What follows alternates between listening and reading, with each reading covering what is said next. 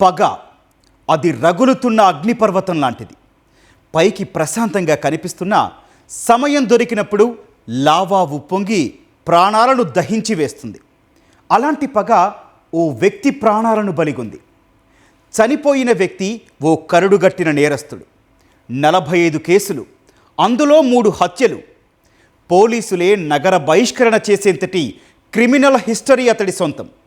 ఎంతోమంది ప్రాణాలను తీసిన అతడికి అనూహ్యంగా మృత్యువు ఎదురొచ్చింది.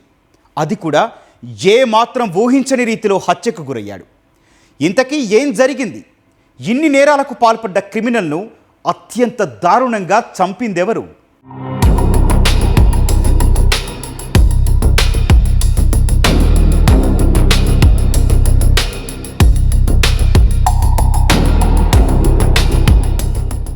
పగ పైకి కనిపించకపోయినా సరైన సమయం రాగానే అది అగ్నిపర్వతంలా బద్దలవుతుంది. పాత పగలు ఎప్పటికైనా ప్రాణాలు తీస్తాయనడానికి మీర్పేట్లో జరిగిన ఓ దారుణ హత్యే నిదర్శనం. జిల్లెలగూడకు చెందిన దాసరి సురేందర్ అలియాస సూరి పాత నేరస్తుడు. ఇతడిపై 3 హత్య కేసులు, పోక్సో, అక్రమ ఆయుధాలతో సహా 45 కేసులున్నాయి. సూరి నేర చరిత్ర కారణంగా గత ఏడాది ఏప్రిల్లో పోలీసులు నగర బహిష్కరణ చేశారు. అలాంటి కరుడుగట్టిన నేరస్తుణ్ణి చివరకు పాత పగలే వెంటాడి మట్టుబెట్టాయి.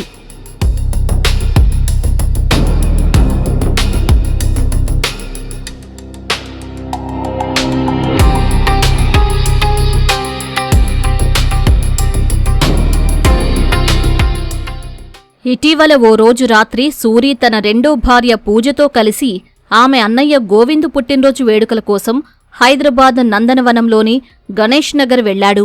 సురేందర్ తన రెండో భార్య పూజతో కలిసి అక్కడికి వస్తున్నాడని తెలుసుకున్న అఫ్రోజ్ ముందస్తు వ్యూహంతో స్నేహితులతో కలిసి మాటు వేశాడు. రాత్రి 11:50 సమయంలో అక్కడికి వచ్చిన అఫ్రోజ్ గోవిందుకు కేక్ తినిపించి శుభాకాంక్షలు తెలిపాడు. ఆ తర్వాత ఏమరపాటుగా ఉన్న సూరి ముఖంపై పెప్పర్ స్ప్రే చల్లి కత్తితో దాడి చేశాడు. అక్కడ్నుంచి తప్పించుకుని పారిపోతున్న సూరిని 1/2 కిలోమీటర్ దూరం వెంటాడిన అఫ్రోజ్ దారుణంగా హతమార్చాడు.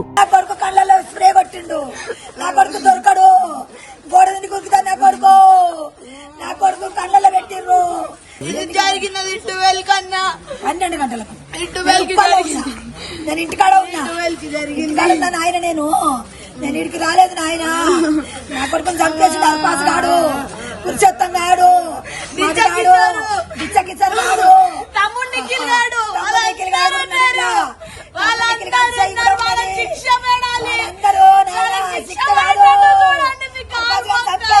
అఫ్రోజు దారుణం వెనుక గతంలో జరిగిన హత్యల కథ దాగి ఉంది. సూరి 2022లో తన మొదటి భార్య ఫాతిమాను, 2024లో ఆమె పెద్ద తమ్ముడు సల్మాన్ను హత్య చేశాడు. అక్క, అన్నను కోల్పోయిన ఫాతిమా చిన్న తమ్ముడు అఫ్రోజ్ సూరిపై పగ పెంచుకున్నాడు. తనపై ఎలాంటి అనుమానం రాకుండా సూరితో స్నేహంగా ఉంటూనే అతడ్ని అంతమొందించేందుకు కారంపొడి, కత్తులు కొనుగోలు చేసి సరైన సమయం కోసం ఎదురుచూశాడు. పుట్టినరోజు వేడుకలకు వచ్చిన సూరిని అత్యంత దారుణంగా హతమార్చాడు.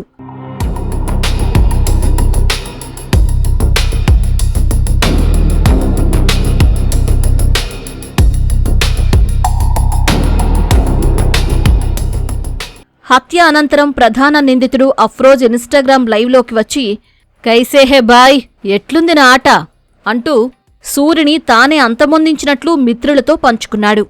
హత్య జరిగిన ప్రదేశాన్ని వీడియో కాల్లో చూపిస్తూ సుమారు 4 నిమిషాల పాటు లైవ్ చేశాడు. కేసు నమోదు చేసిన పోలీసులు మీర్పేట సమీపంలో అఫ్రోజ్తో పాటు అతడికి సహకరించిన మరో 3 యువకులను అదుపులోకి తీసుకున్నారు.